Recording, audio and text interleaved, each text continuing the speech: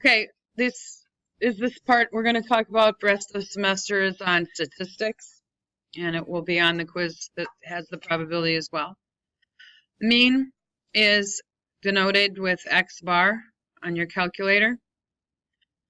What is a mean? You probably have heard of it before. Yeah, it's the average. So to find the mean, you add up the data and divide by the number of items in the data. You use it when there's no outliers.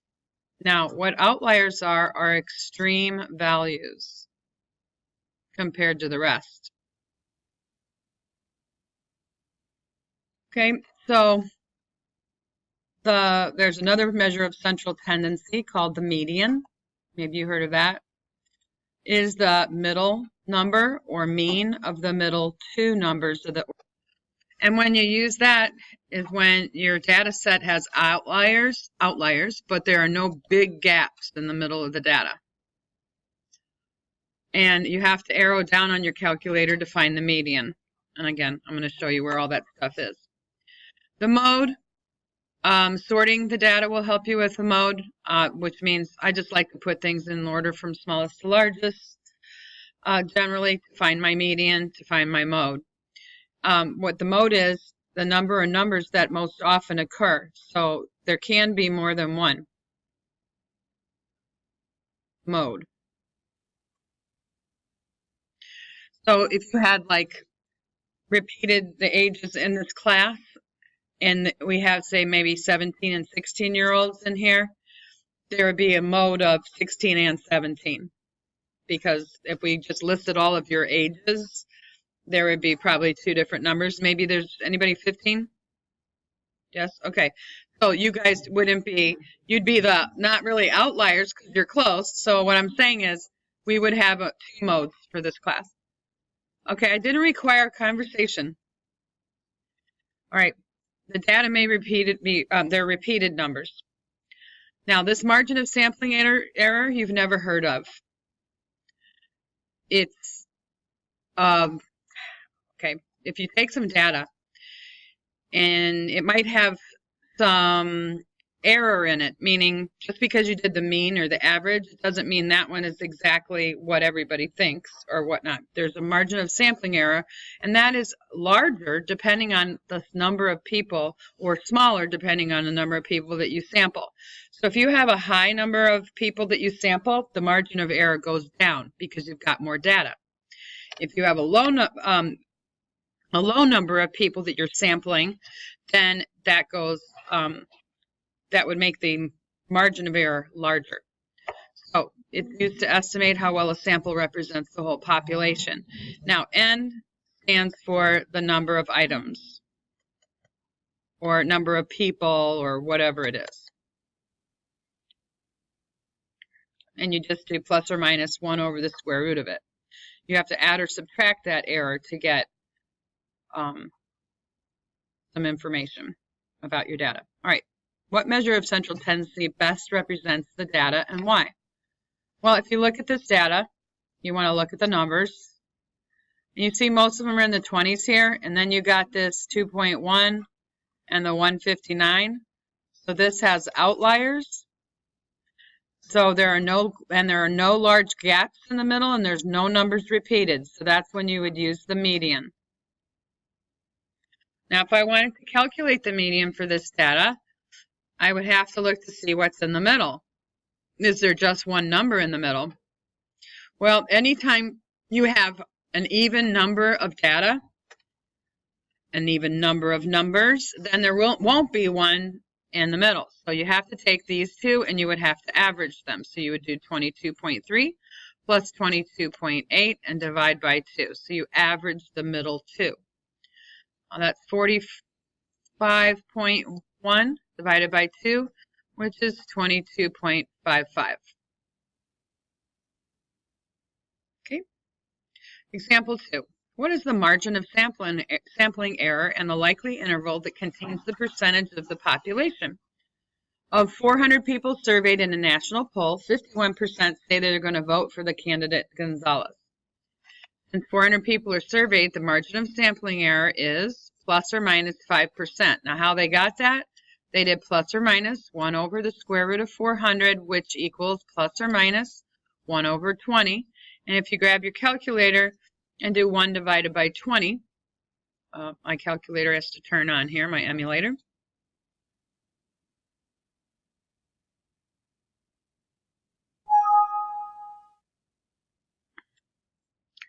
One divided by 20 is going to give you 0.05, and you need to change that to a percentage. So that would be 5%. So that's where they got this plus or minus 5%. So, yes, carefully, okay? The percentage of the people who are likely to vote for a candidate Gonzalez is the percentage found in the survey, plus or minus. So we're going to take the 51%. We're going to add and subtract 5% to get the interval. So that would be 46% to 56%.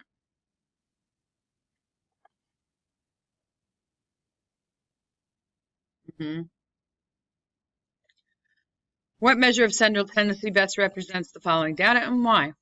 Well, I like to put them in order, so I'm going to rewrite them in order from smallest to largest. So 16, the next smallest will be 29, then 30, then 45. Well, maybe I didn't have to do this one because what do you see?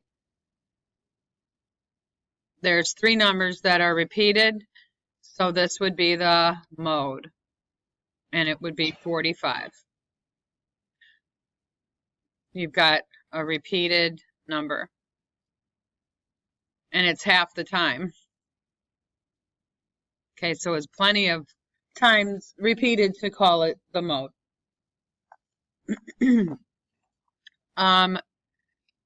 Or use that as your measure of central tendency. It is the mode. Right, number 2, if I start putting these in order, 77, 92, 100, 121. Oops, I missed something. 105. And then 121. And then you got 496. Ooh, that 496 seems out of place, right? So you've got an outlier. So we're going to need to use the median. You don't want to use the mean when you have a big outlier.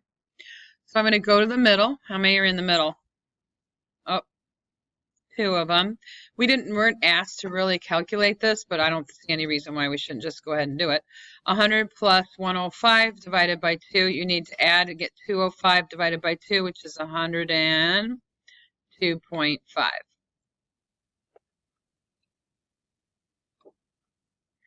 On the next one, we've got number 3, 2.576.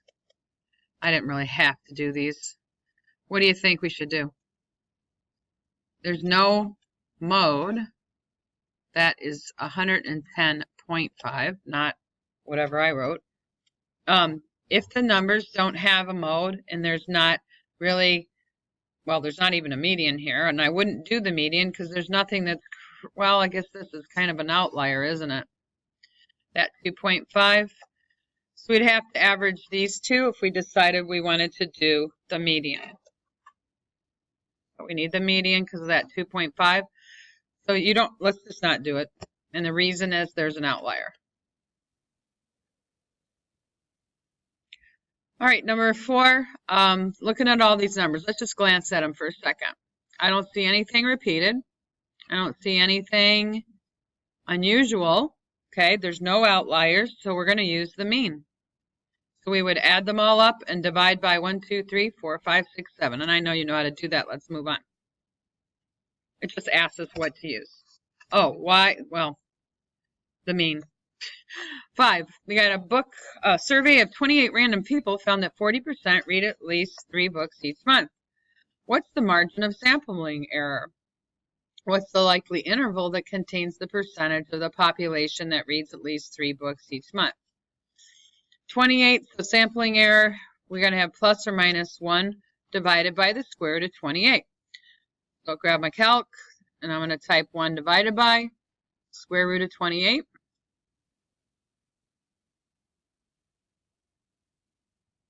Okay, that's 0.1889. Now, if we rounded, To the nearest percent, it would be about 19%. Okay, so that's approximately 19%. You then take your 40% and you add and subtract 19%, which will give you 21% to 59%. That's a pretty big gap, isn't it? Why is it such a large gap? Because it's a small sample. Yep. Great. All right, let's go to the other side and look at that ominous, something popped up here that I don't really want. Measures of variation and standard deviations. On Monday, I'm going to be showing you the bell curve and what standard deviations are. Standard deviations are distances away from the measure of central tendency, and that's going to be the mean. Okay, for samples, samples are only part of the group.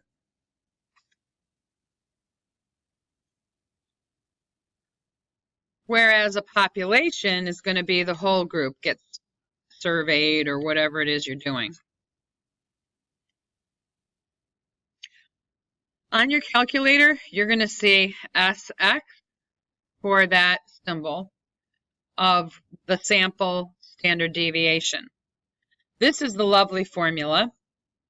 I don't think we're not going to be calculating it. We've got the calculator already has all this in it programmed, and so we're going to get it to do the work for us. But if you wanted to think about what some of this means, do you remember what this symbol means right here? The sum. The sum of the numbers. So the n stands for the number of numbers, and this is saying starting with 1, the first number. And this is number of n minus 1, etc. So we really don't need to know all about this formula to do the problems. On your calculator, there's a little bit something missing here. It is actually that lowercase sigma times x. So you're going to see it on the calc like that. Right, so this is on calculator SX. This one's sigma x. All right, this is where we're going to want to have our calculators open. So in a minute, for the following data, determine whether it's a sample or a population. Then find the standard deviation of the data. Round to the nearest hundredth. The test scores of 12 students in a college math course are displayed below. The first thing we need to do is decide whether this is going to be a sample population or if it's a whole population.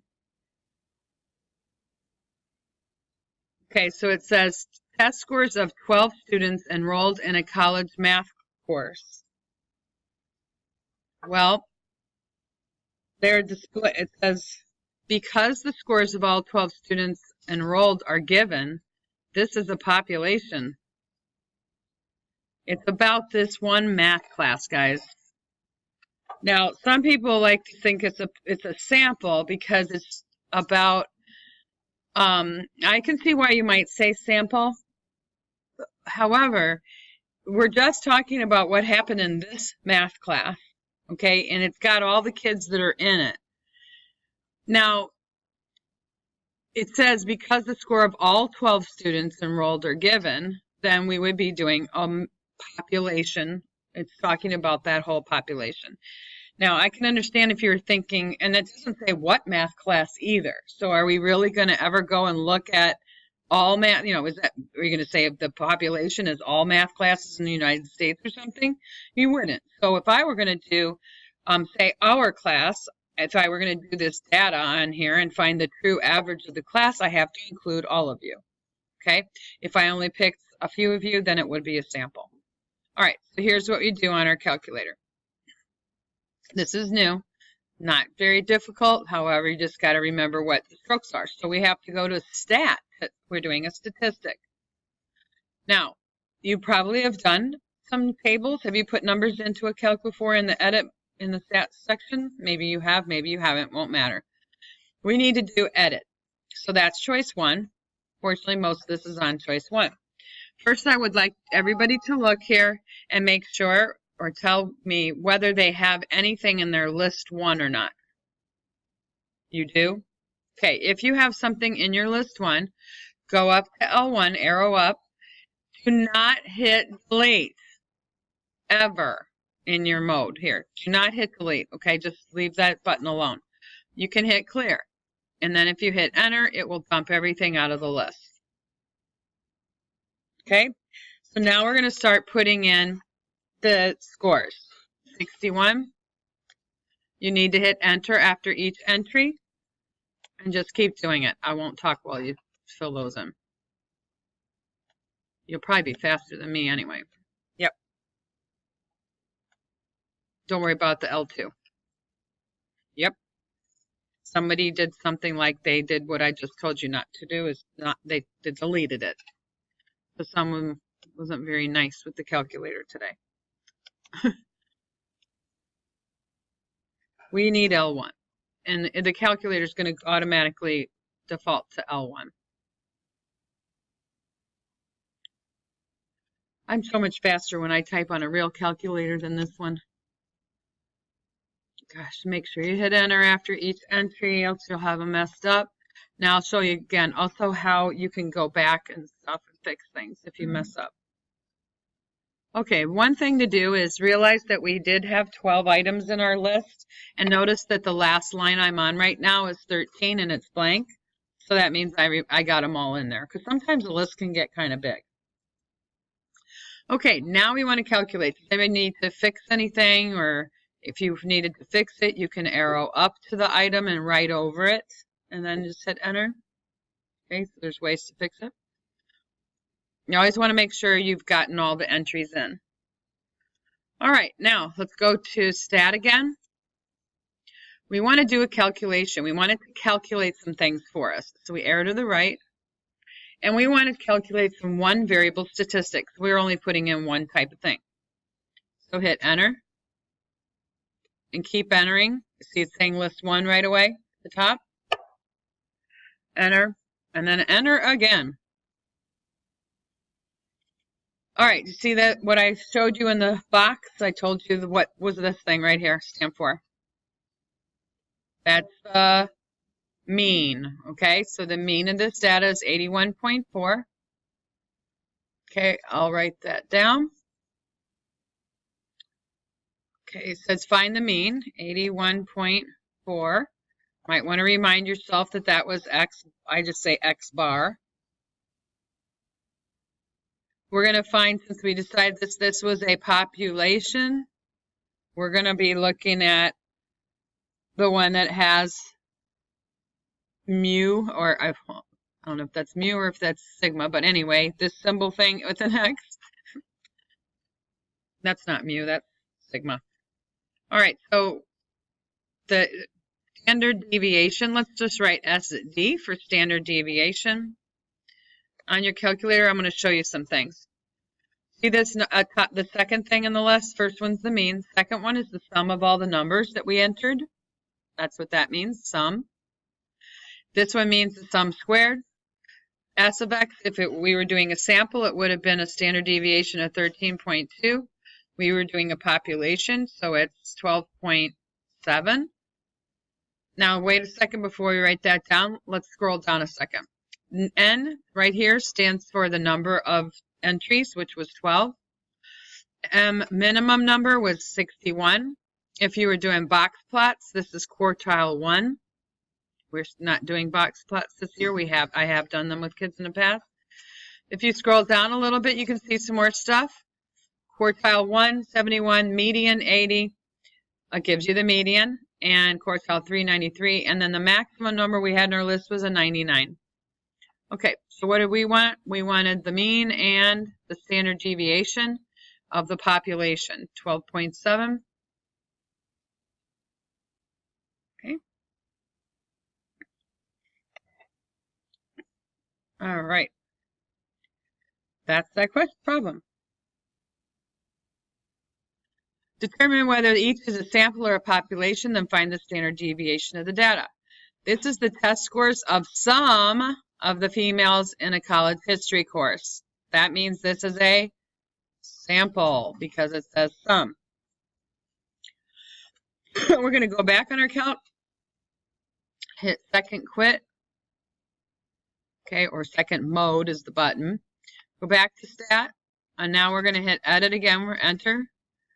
Go up, arrow up to L1, please, and hit clear, and then enter. That's the fastest way to clear your list. There is another way to clear lists, but this is the easiest. All right, let's go start putting in the data from the next problem. Remembering to hit enter after each one. When? Did you arrow up to L1? You have it black on L1?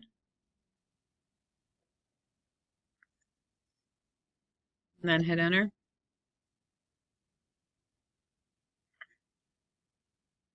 You got it? Great. Anybody else, if you're having calculator trouble, let me know. You need to be able to practice this right now so you know if you're going to be able to do it later.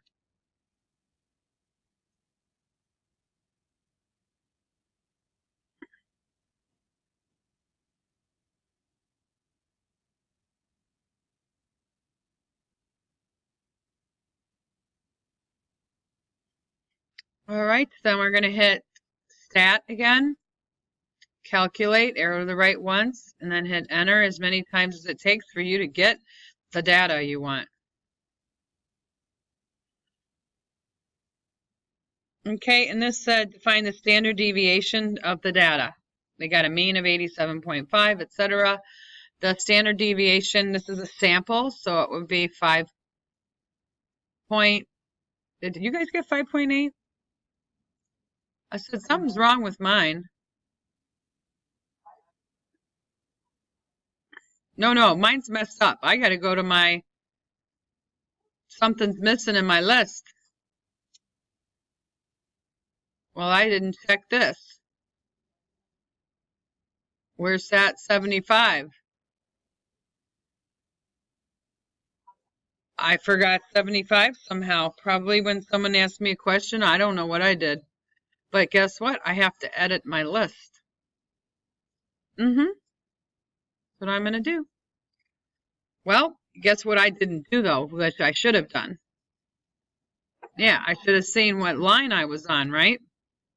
Okay, line 13, I should have known that I had 12 items. Okay, so let's go to stat. I didn't do that earlier today. Oh, well. And do it again. Now am I matching you? Yes. Okay, so the sample standard deviation 6.6. Oh, it's head to the nearest hundredth, so it's 6.61.